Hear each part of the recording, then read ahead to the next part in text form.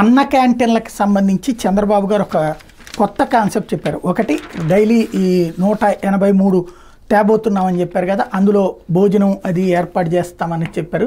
ఉదయం టిఫిన్, మధ్యాహ్నం భోజనం, సాయంత్రం పూట భోజనం. అయితే దీనికి భారీగా ఖర్చు అవుతుంది. సహజంగా రోజుకి 300 మంది నుంచి 500 మంది దాకా భోజనాలకి ప్రిపేర్ చేసే ఆహారానికి ప్రిపేర్ చేస్తున్నారు.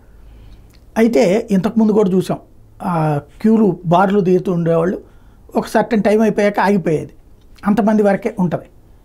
అది పెంచాలి అంటే మళ్ళీ కొత్తగా, ఎందుకంటే అవన్నీ ఫుడ్ అంతా బయట తయారు చేయించి తీసుకొచ్చి అక్కడ డిస్ట్రిబ్యూట్ చేస్తారు, అక్కడ ఉండేది కాదు. ఆ దశలో వచ్చేటటువంటి సమస్య. ఇప్పుడు ఆయన చెప్పే పాయింట్ ఏంటంటే, ఎవరైనా పుట్టినరోజులకి అన్నదానం చేయాలనుకునేటటువంటి వాళ్ళు వచ్చి అక్కడ చేయొచ్చు అన్నటువంటిది. అంటే ఆ మధ్యలో అన్న క్యాంటీన్లు తెలుగుదేశం పార్టీ పెట్టింది చాలా చోట్ల విడిగా. అక్కడ ఏం చేసేవాళ్ళంటే, ఆ పార్టీకి సంబంధించినటువంటి వాళ్ళు ఎవరైనా చనిపోయినప్పుడు, పుట్టినరోజులప్పుడు వాళ్ళు ఆ రోజు స్పాన్సర్ చేసేవాళ్ళు. ఆహారం పెళ్ళప్పుడు తీసుకొచ్చి ఆ భోజనాలు అవన్నీ అక్కడ పెట్టి అక్కడ వడ్డించేవాళ్ళు అనమాట. అంటే మనం అన్నదానానికి పేదలకు చేయాలనుకుంటాం కదా, అట్లాగా అక్కడ ఏర్పాటు చేసేవాళ్ళు.